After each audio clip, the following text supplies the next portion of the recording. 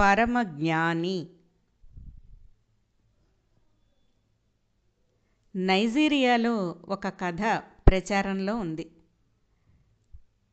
మనందరం చాలాసార్లు వినే ఉండొచ్చు. అయినా కూడా మరొకసారి విందాం. ఒకసారి జ్ఞానం, ఆహారం, సంపద కలిసి ప్రయాణమయ్యాయిట. దారిలో వారికొక మనిషి ఎదురయ్యాడు. ఎక్కడికి వెడుతున్నారు అని అడిగాడు. తమకో నివాసం కోసం వెతుక్కుంటున్నామని అవి బదులిచ్చాయి. అలాగా, సంపద, నువ్వైతే మా ఇంట ఉండవచ్చు అన్నాడా మనిషి. నీలాంటి మూర్ఖుడి ఇంట నేనెంతో కాలం ఉండలేను అంది సంపద. వారు మరికొంత దూరం వెళ్ళాక మరో మనిషి తారసిల్లాడు. మొదటివాడిలాగే అడిగాడు.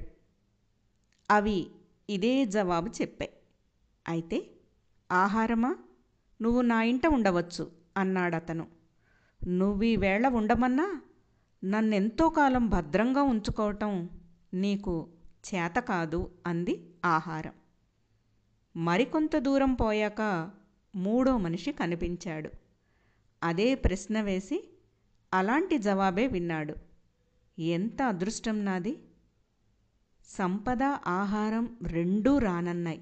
జ్ఞానమా, నువ్వు ఎల్లకాలం మా ఇంటనే ఉండిపో అన్నాడు. అంతే, నువ్వు వివేకవంతుడివి. జ్ఞానంతో పాటు నీ దగ్గర మేము నిశ్చింతగా ఉండగలుగుతాం అన్నాయి ఆహారం, సంపద ముక్తకంఠంతో. జ్ఞానమున్న చోట దేనికి లోటు ఉండదు అని చెప్పటమే ఈ కథలోని నీతి.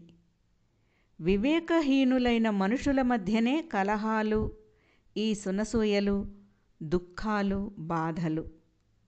కలతలతో వేగిపోయేవారు ఇతరుల సుఖాలని భరించలేరు. తమలాగే వాళ్ళు బాధలు పడుతుంటే వాళ్ళ కళ్ళు చల్లబడినట్టుంటాయి, కడుపు నిండినట్టుంటాయి.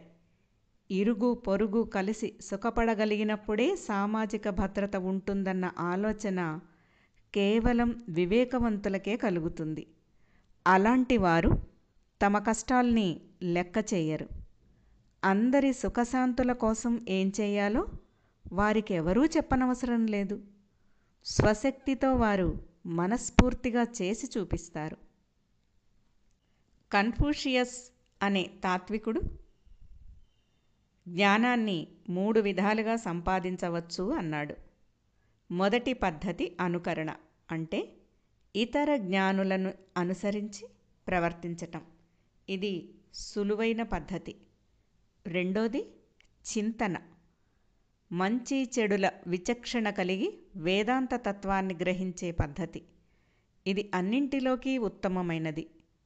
మూడోది అనుభవం, అన్నింటికన్నా కష్టమైనది, చేదైనది. అయినా స్వానుభవంతో నేర్చుకునే పద్ధతి. ప్లాటో సిద్ధాంతం ప్రకారం సోక్రటీస్ పరమజ్ఞాని. ఆ మాట విన్నప్పుడు సోక్రటీస్ చాలా ఆశ్చర్యపోయాడట.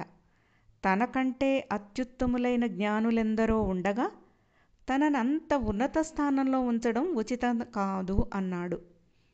కానీ ప్లాటో అనేక మంది రాజనీతిజ్ఞులను, కవులను, కళాకారులను వారి వారి శాస్త్రాల మీద అనేక విధాలుగా ప్రశ్నించాడట.